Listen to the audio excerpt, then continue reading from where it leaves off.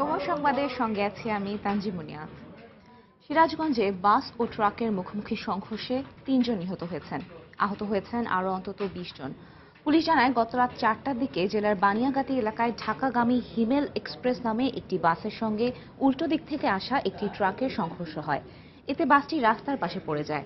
এ সময় ঘটনাস্থলেই ৩ জন নিহত হন। নিহতদের ৩ জনই নারী। এ ঘটনায় আহত হন আরও অন্তত ২০ জন। পরে খবর পেয়ে পুলিশ ঘটনাস্থলে পৌঁছে আহতদের উদ্ধার করে সিরাজগঞ্জ জেনারেল হাসপাতালে পাঠায়। আহতদের মধ্যে ২ জনের অবস্থা আশঙ্কাজনক বলে জানিয়েছেন চিকিৎসক।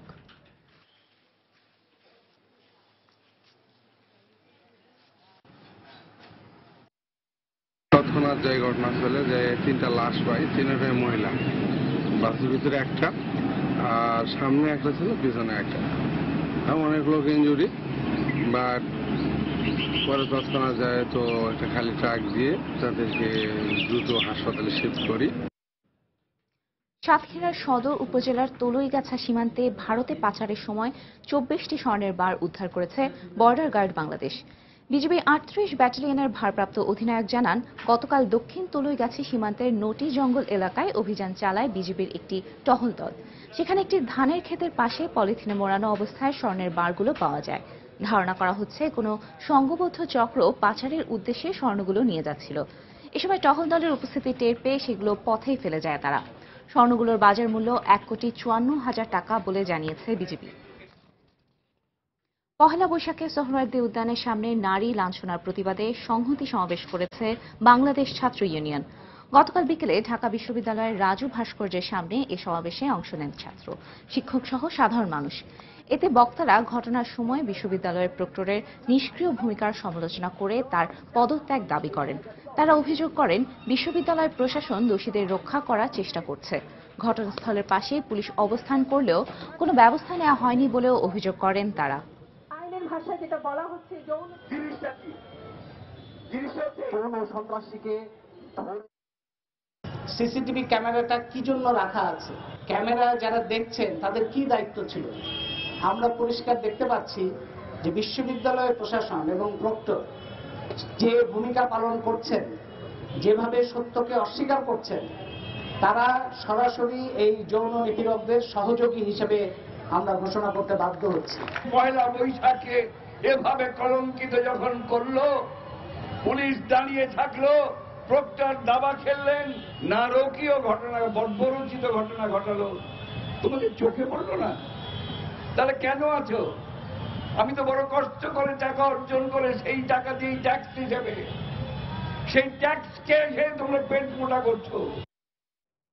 এদিকে বাংলা বর্ষবরণের দিনে জাহাঙ্গীরনগর বিশ্ববিদ্যালয়ে এক শিক্ষার্থীকে যৌন নিপীড়নের ঘটনায় ৮ ছাত্রকে সাময়িক বহিষ্কার করেছে বিশ্ববিদ্যালয় প্রশাসন। গতকাল সন্ধ্যায় বিশ্ববিদ্যালয়ের রেজিস্ট্রার আবু বকর সিদ্দিক সাংবাদিকদের এই তথ্য নিশ্চিত করেন। তিনি বলেন, গত মঙ্গলবার পহেলা বৈশাখের দিন যৌন নিপীড়নের শিকার হন জাহাঙ্গীরনগর বিশ্ববিদ্যালয়ের উদ্ভিদ বিজ্ঞান বিভাগের এক শিক্ষার্থী। পরে গতকাল দুপুরে উপাচার্যের কাছে লিখিত অভিযোগ দেন ওই ছাত্রী। ওই প্রেক্ষিতে বিশ্ববিদ্যালয়ের ৮ ছাত্রকে সাময়িক বহিষ্কার করা হয়। তবে অভিযোগ প্রমাণিত না হওয়া পর্যন্ত অভিযুক্তদের নাম প্রকাশ না করার নির্দেশ দিয়েছে বিশ্ববিদ্যালয় প্রশাসন। এদিকে এই ঘটনার বিচারের দাবিতে শিক্ষক শিক্ষার্থী ঐক্য মঞ্চের পক্ষ থেকে আজ মানববন্ধন ও সমাবেশ কর্মসূচি ঘোষণা করা হয়েছে। ইরাকের ইরবিলে মার্কিন উপদূতাবাসে গাড়ি বোমা হামলায় ৩ জন নিহত ও আরও অন্তত 14 জন আহত হয়েছেন। হামলায় কোনো মার্কিন নাগরিক হতাহতের ঘটনা ঘটেনি বলে জানিয়েছে দেশটির পররাষ্ট্র দপ্তর। এক টুইটার বার্তায় এই হামলার দায় স্বীকার করেছে ইসলামিক স্টেট। শুক্রবার ইরাকের কুর্দিস্তান প্রদেশের ইরবিলে মার্কিন উপদূতাবাসে প্রবেশপথের কাছে এই গাড়ি বোমা হামলা চালানো হয়। হামলার পরপরই ভবনটি ঘিরে ফেলে ইরাকি নিরাপত্তা বাহিনীর সদস্যরা।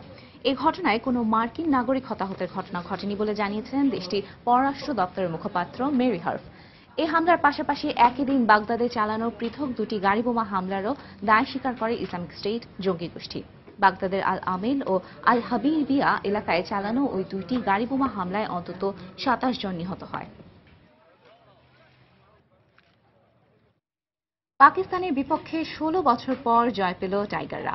তামিম মুশফিকের সেঞ্চুরিতে নিজেদের ওয়ানডে ক্রিকেট ইতিহাসে এক ইনিংসে জোড়া সেঞ্চুরি, বাংলাদেশের পক্ষে সর্বোচ্চ রানের জুটির রেকর্ড ও দ্বিতীয় সর্বোচ্চ রান করার দিনে পাকিস্তানকে ৭৯ রানে হারিয়েছে সাকিবরা। এতে ৩ ম্যাচ সিরিজে ১-০ এগিয়ে গেল বাংলাদেশ। মিরপুরে আগে ব্যাট করে বাংলাদেশ ৫ উইকেটে করে ৩২৯ রান। জবাবে পাকিস্তান গুটিয়ে যায় ২৫০ রানে।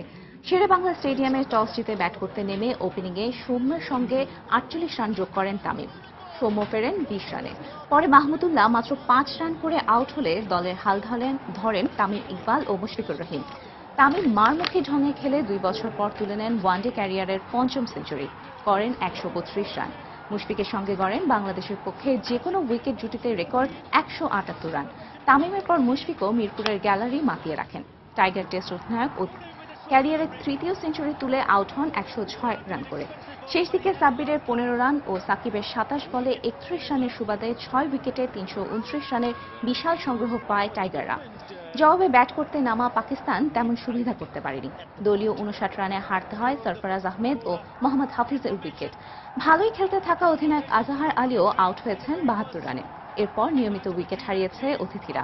তাসকিন, আরাফাত, সানির বোলিং তোপে মাত্র ২৫০ রানে গুটিয়ে যায় পাকিস্তান। এই ছিল এখনকার মতো। যে কোনো খবর পেতে ভিজিট করুন সময়নিউজ.tv আর সঙ্গে থাকুন সময়ের।